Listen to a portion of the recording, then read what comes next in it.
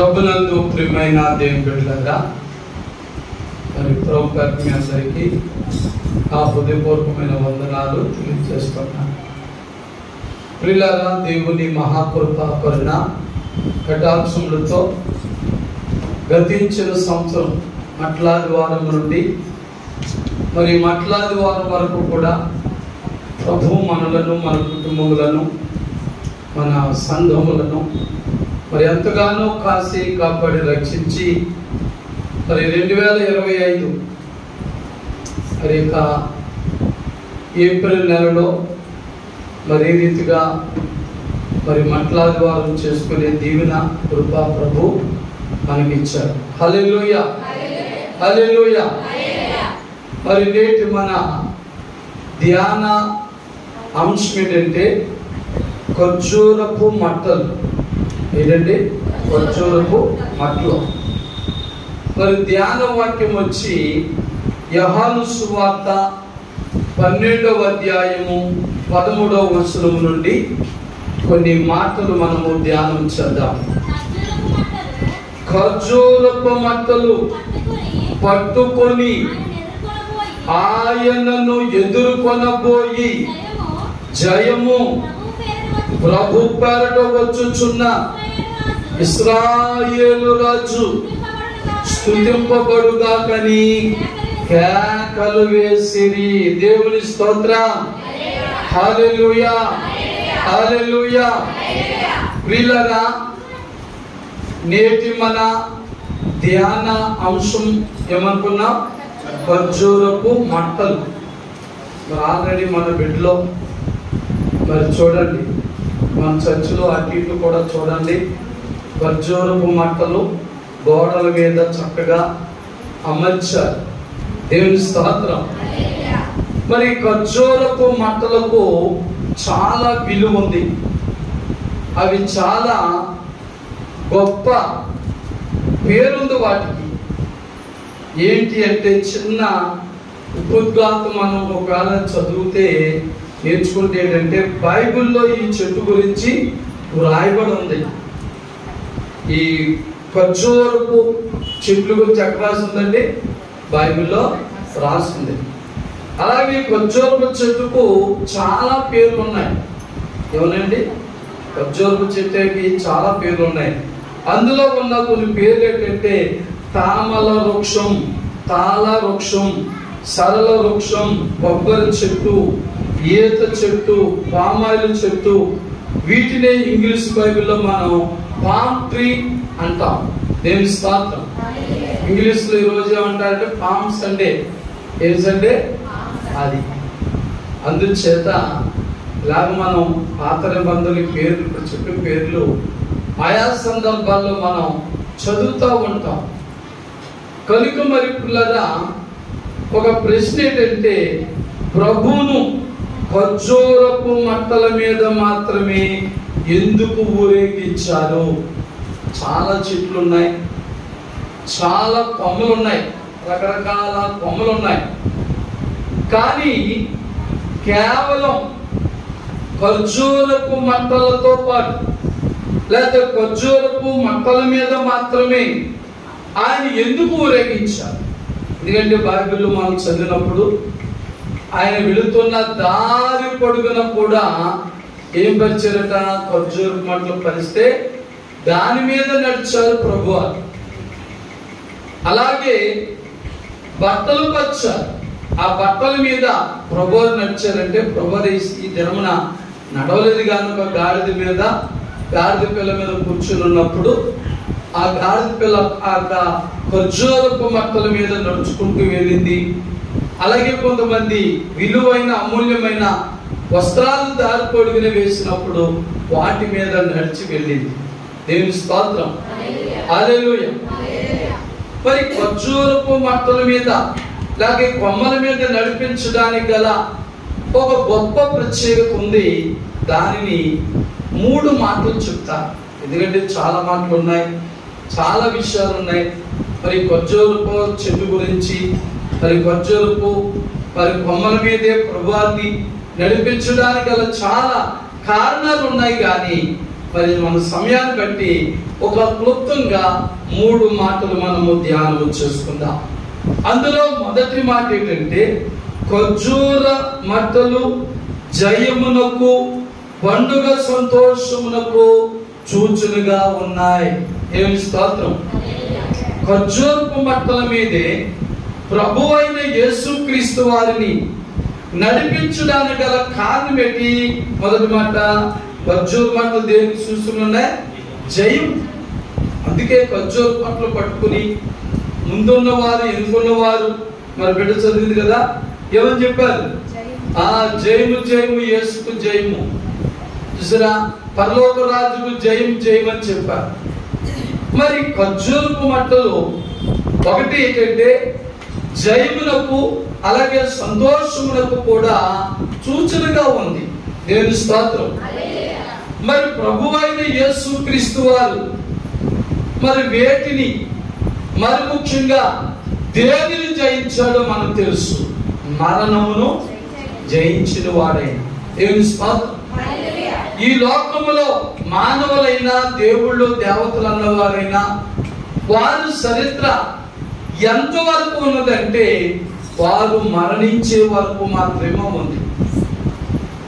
కానీ ప్రభువైన యేసుక్రీస్తు వారి యొక్క చరిత్ర మరణించిన తర్వాత మరలా 3వ దినమున తిరిగి లేచి నాటి నుంచి నేటి వరకు ఆయన చరిత్ర ఇంకా కొనసాగుతూనే ఉంది. దేవుని స్తోత్రం.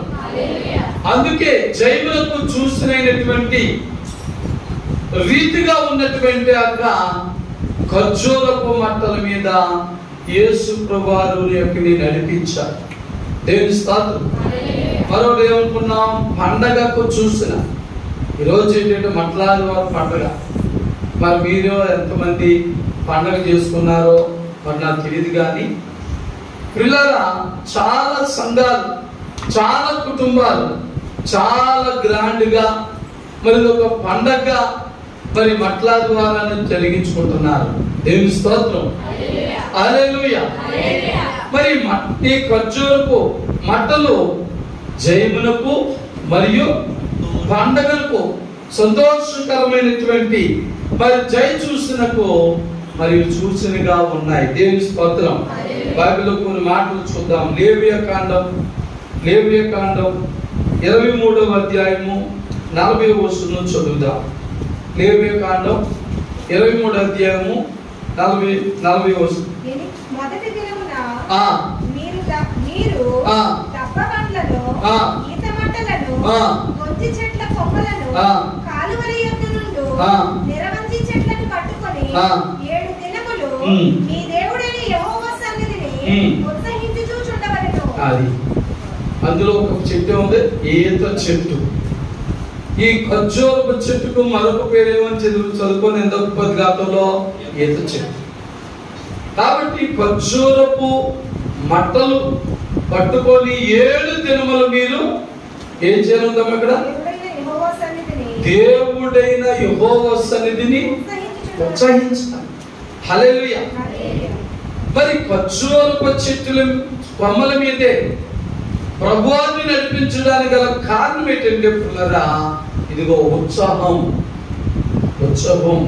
సంతోషం, పండగ వాతావరణాన్ని సూచిస్తున్నది కనుక మరి యేసు ప్రభువు ఈ దినమున ఆ ఖర్జూరపు మట్టల మీద నడిచారు. అలాగే యోహాను సువార్త 16వ అధ్యాయం 33వ వచనం చదువుదాం. యోహాను సువార్త 16వ అధ్యాయము 33. నా యందు మీకు సమాధానము కలుగునట్లు ఈ మాటలు మీతో చెప్పుచున్నాను. లోకములో మీకు శ్రమ కలుగును, ఆయనను ధైర్యము తెచ్చుకొనండి. ఎలాగంటే నేను లోకమును జయించున్నాను. దేవుని స్తోత్రం. జయమునకు చూసిన చెప్పుకున్నాం కదా, ఖర్జూర మట్టలో జయమునకు చూసిన. దేవుని స్తోత్రం. కాబట్టి మానవ మాతృలమైన క్రైస్తవ బిడ్డలమైన మన జీవితంలో కూడా శ్రమలు కలిగిన ప్రార్థన ద్వారా వాటిని మనం ఏం చేయాలి? జయించాలి. దేవుని స్తోత్రం. హల్లెలూయా. మరొక మాట చదువుదాం. కొలస్సీలకు రాసిన పత్రిక 2వ అధ్యాయము 15వ వచనం చదువుదాం. కొలస్సీలకు రాసిన పత్రిక 2వ అధ్యాయము 15వ వచనం. అమ్మా, మరియు అపరాధముల వలనను శరీరమందు సున్నతి పొందక యుండుట వలనను మీరు మృతులై ఉండగా దేవుడు ఎమ్మలగా వ్రాతపూర్వకమైన ఆజ్ఞల వలన అమ్మా మన మీద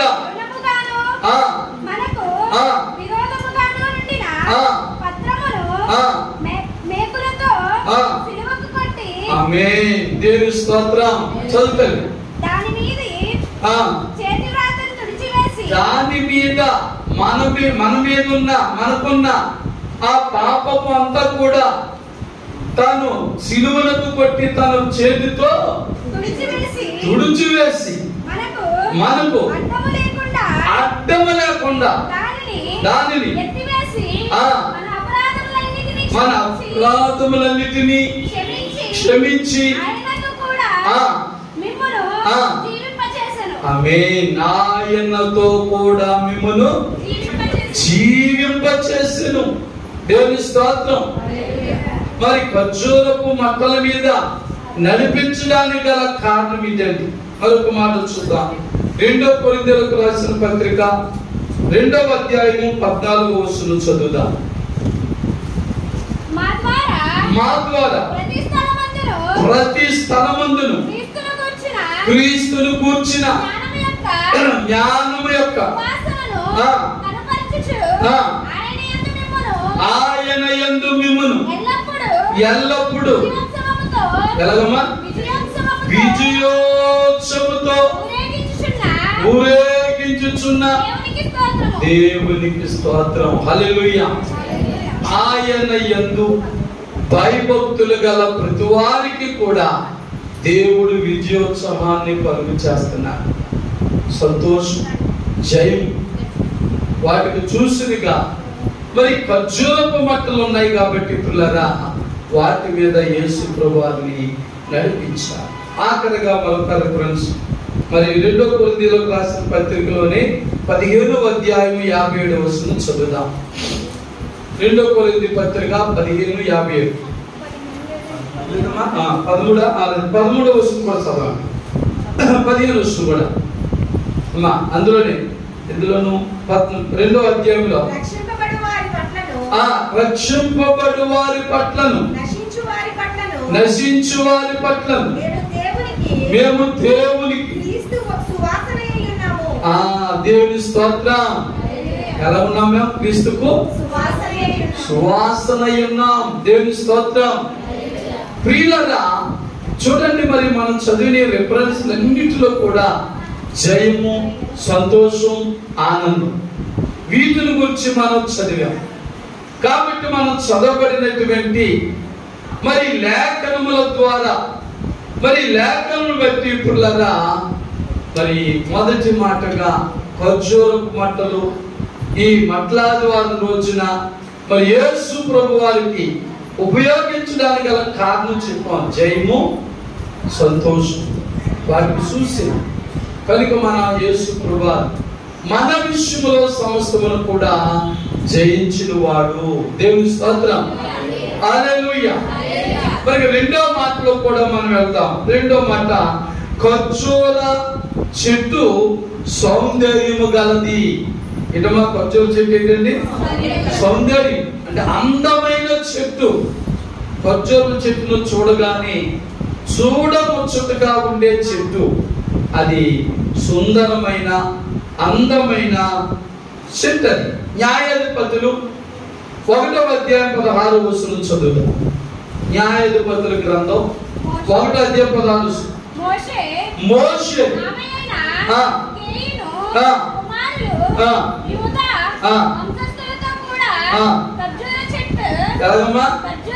చూడండి ఖర్జూరపు చెట్ల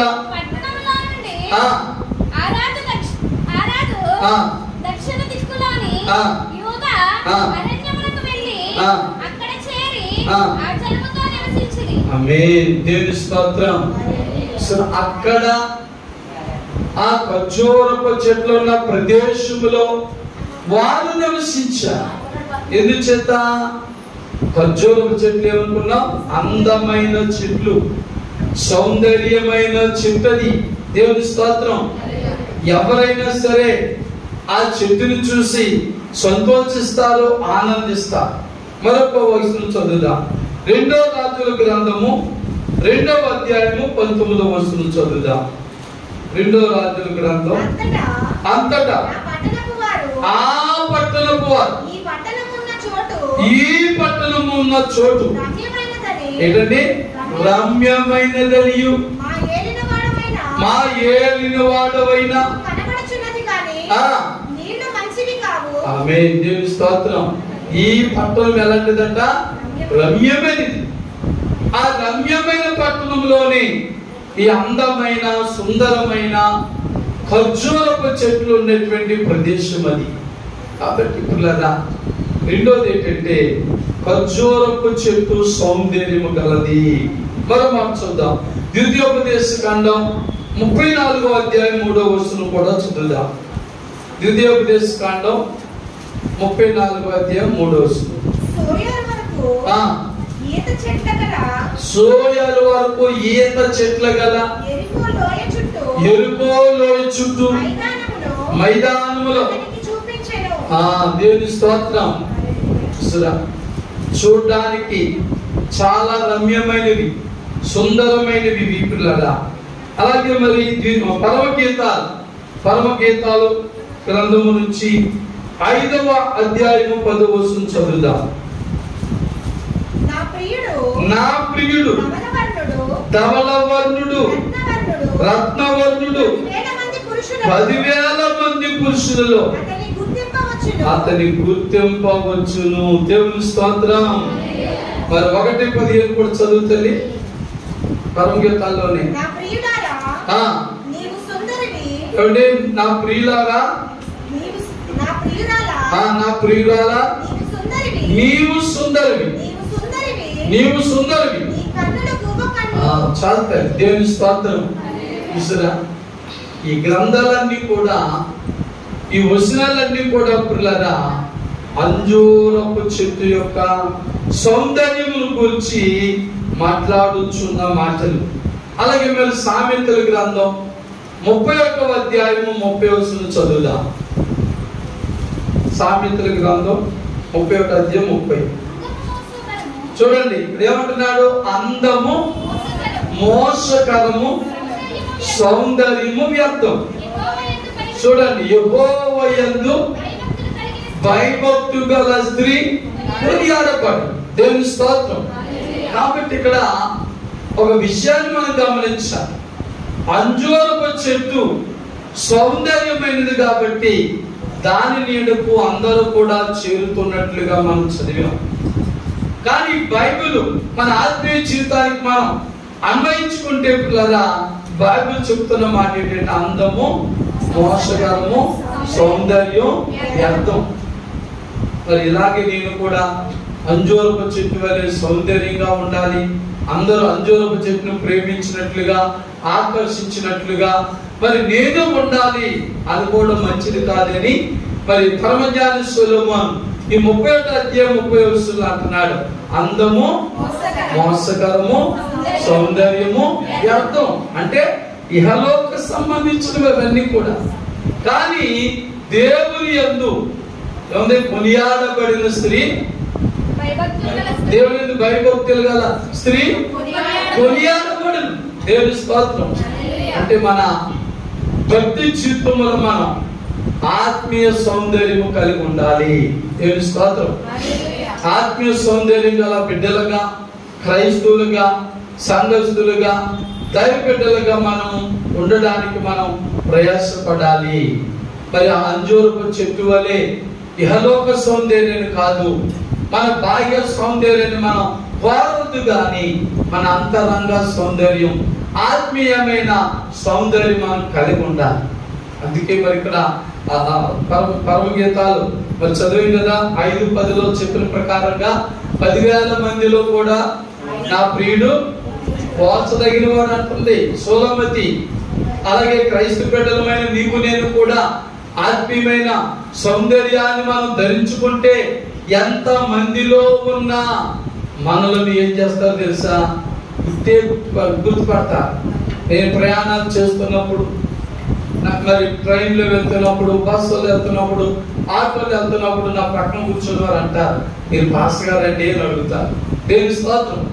వాళ్ళు ఎవరు నాకు తెలియదు, నేనెవరో వారు తెలియదు, కానీ వాళ్ళు అడుగుతారు. అలాగా ఇది చేత వాళ్ళు తెలిసిపోతుంది మనలో మన ఆత్మీయత, మన భక్తి, మన మంచితనం. నేను పాస్టర్ గారు నేను చెప్పుకోకర్లేదు, నేను పలానా విశ్వాసాన్ని నువ్వు చెప్పుకోకర్లేదు. మరి మనలో ఉన్న ఆత్మీయ సౌందర్యం, మనలో ఉన్న ఆత్మీయ జీవితాన్ని బట్టి మనం ఎవరో ఇతరులు పోల్చేస్తాం, ఇతరులు తెలిసిపోతాం.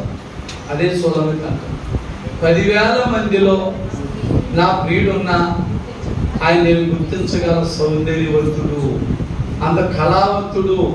అందుకే క్రైస్తవుని ముఖాలు కళగా ఉంటాయి. ఎన్ని బాధలున్నా, వ్యాధులున్నా, లోటులున్నా, పొదులున్నా వారి ముఖాలు ఎప్పుడు కూడా చిరునవ్వుతోనే ఉంటాయి. దేవుని స్తోత్రం.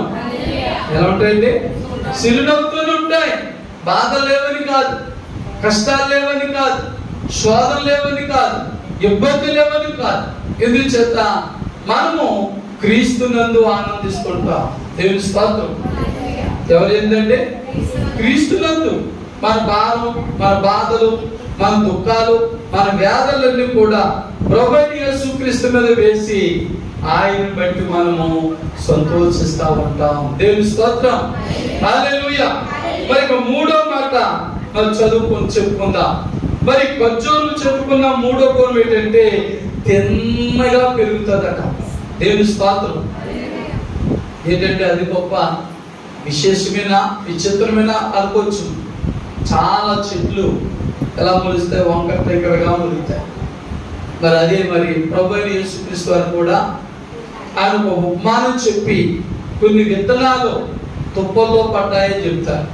ఎక్కడ పడ్డాయి? కొన్ని విత్తనాలు తుప్పల్లో పడ్డాయి, తుప్పల్లో పడ్డాయి, మొలిసాయి. కానీ ఆ తుప్పలు వాటిని అణిచేయడం వల్ల వంకర దగ్గరగా ఎదిగింది. పాపు కాసే వయసు దానికి రాలేదు, ఇంకా పెరగడం పెరిగింది, మరి ఎదగలేకపోయింది. ఇప్పుడు అందుచేత ఈ ఖర్జూరపు చెట్టుకున్న మంచి గుణం ఏంటంటే అది తిన్నగా ఎదుగుతుంది. దేవుని స్తోత్రం. మరి కొన్ని వచనాలు దీని విషయంలో కూడా చదువుదాం. పరమ గీతము నుంచి గ్రంథము నుంచి 7వ అధ్యాయం 7వ వచనం చదువుదాం. పరమ గీతాలు 7వ అధ్యాయం 7. అది ఇందాక ఈ ఖర్జూరపు చెట్టుకు మరొక పేరు ఏ పేరు చెప్పుకున్నాం? తాళ వృక్షం చెప్పుకున్నాం. అంటే ఖర్జూరపు చెట్టు అనుకోండి. ఏమని చదువుతారు? నీవు తాళ వృక్షమంతా తిన్నని దానువు. హల్లెలూయా.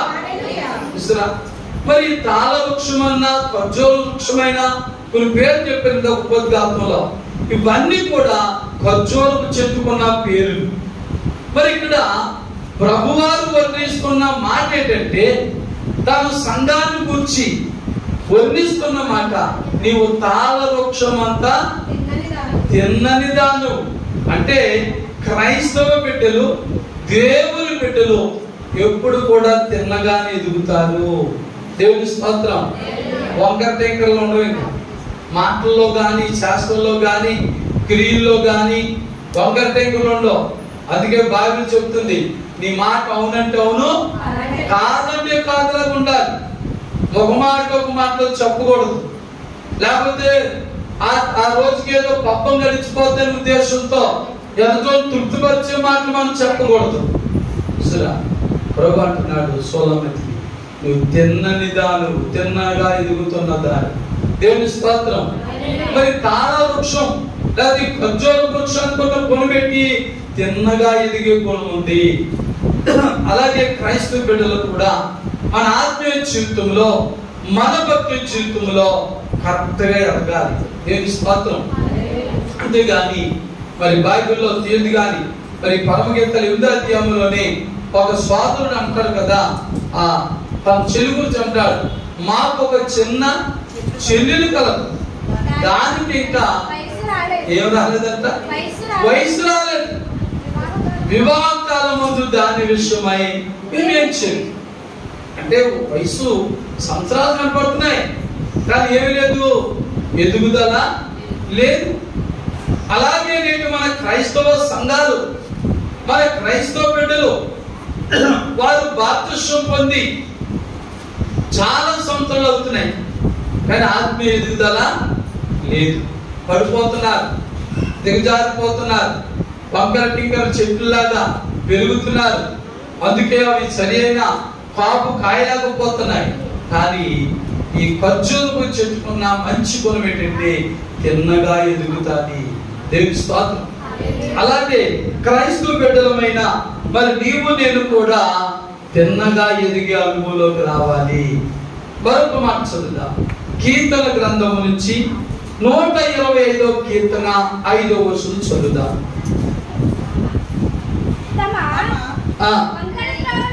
చూడండి, తమ వంకర త్రోవలకు తొలగిపోవాలని పాపము చేయవారితో కూడా అది చూసారా. వంకర మార్గాలు ఉంటే పరిశుద్ధులు, నీతిమంతులు అనేటువంటి పేరుంది మనకి. పాపులతో కూడా కొనిపోతాడు. క్రైస్తవ బిడ్డలకు, దేవుని బిడ్డలమైన మనకు వంకర టింకర మాటలు ఉండకూడదు. ఆ ఖర్జూరపు చెట్టు ఎలాగైతే తిన్నగా ఎదుగుతుందో మన ఆత్మీయ జీవితం, మన భక్తి జీవితం కూడా అలా తిన్నగానే ఎదిగే అనుభవంలోకి మనం రావాలి. దేవుని స్తోత్రం. మరొక వచనం చదువుదాం. సామెతల గ్రంథం 2వ అధ్యాయం 15వ వచనం చదువుదాం. వారు చూడండి, వినండి అందరూ ఏంటంటాడు, వారు నడుచుకొని త్రోవలు వంకరివి. ఇదిగో మరి ఈస్టర్ పండుగ, ఈ మట్లాదివారం పండుగ సందర్భంగా దేవుని బిడ్డలుగా మన మార్గములు ఎలా ఉన్నాయి? ఖర్జూరపు చెట్టు వలె తిన్నగా ఎదుగుతున్నావు ఆత్మీయ జీవితంలో. ఇదిగో మరి బిడ్డ చదువుతుంది, మళ్ళా చదువురా. వారు చూడండి, వారు నడుచుకొని త్రోవలు వంకరివి. వారు పుట్టిలో వర్తనుడు. పనికి దేవుని బిడ్డలారా, అట్లాంటి వారి మీద ఒక పండగగా మనం చేసుకుని ఆనందించి వెళ్ళిపోవడం కాదు, మన వంకర త్రోవలు చర్య చేసుకోవాలి. మరి యేసు ప్రభువు జయించే దినమున మన ఖర్జూరపు మట్టలే వాడడానికి గల కారణం ఏంటంటే ఖర్జూరపు చెట్టు ఎదుగుదలలో వంకర టింకరలో లేవు. కానీ క్రైస్తవులమైన దేవుని బిడ్డలమైన నా జీవితంలో, నీ జీవితంలో ఏ మార్గాలు ఉన్నాయని ఇక్కడ భక్తుడు చెబుతున్నాడు. ఇంకా వంకర టింకర మార్గాలు ఉన్నాయి. ఉన్న వాటిని మనం ఏం చేసుకోవాలి? సరి చేసుకోవాలి. సరి చేసుకుని మనము కూడా ఖర్జూరపు చెట్టు వల్లే తిన్నగా ఎదగడం నేర్చుకోవాలి. దేవుని స్తోత్రం. హల్లెలూయా. మరో మాట చదువుదాం. యెషయా గ్రంథం 59వ అధ్యాయము 8వ వచనం చదువుదాం. యెషయా శాంత వర్తనములు వారు ఎరుగరు. చూడండి, వారి నడవడిలో న్యాయము కనబడదు. వారు తమ కొరకు అది వారు తమ కొరకు వంకర త్రోవలు కల్పించుకుంటున్నాను. మన ఆత్మీయ జీవితంలో జాగ్రత్త. మరి మట్లాది వారు మనం చేసుకుని వెళ్ళిపోవడం కాదు. మట్లాది వారి ద్వారా నీలో నాలో మార్పు కనపడాలి. మార్పును మనం చూడాలి. ఈ కృపావర్తమానం విలుచున్న ప్రతి వారి జీవితంలో కూడా ఉన్న వంకర మార్గంలో చర్య చేసుకుని ఖర్జూరపు చెట్టు ఎలాగైతే తిన్నగా నిటారుగా ఎదుగుతుందో మన ఆత్మీయ జీవితం కూడా అలాగే ఉండాలని మనం ప్రయాసపడాలి. ఆఖరి మాటగా యోహాను సువార్త 14వ అధ్యాయము 6వ వచనం చదువుదాం. యేసు చూడండి ప్రభు చెప్పిన మాట, యేసు నేనే మార్గమును సత్యమును జీవమును, నా ద్వారా తప్ప ఎవడును తండ్రి యొద్దకు రాడు. దేవుని స్తోత్రం. మనం ఏ మార్గంలో నడితే మన వంకర మార్గాలు పోతాయంటే ప్రభా నేనే మార్గం అన్నాడు. మరి నీ మార్గంలో నా మార్గంలో ఖర్జూరపు చెట్టు తిన్నగా ఎదిగినట్లుగా పెరిగినట్లుగా మన ఆత్మీయ జీవితంలో కూడా మనం పెరగాలంటే పిల్లరా మనం కూడా ఏ మార్గంలో నడవాలి? యేసు మార్గం. ఎందుకంటే ప్రభు చెప్పాడు మరి యోహాను సువార్త 14:6 అని చెప్పింది ఏంటంటే నేనే మార్గమును అన్నాడు. ఆ మార్గంలో ఎవరైతే నడుస్తారో వారు ధన్యులు.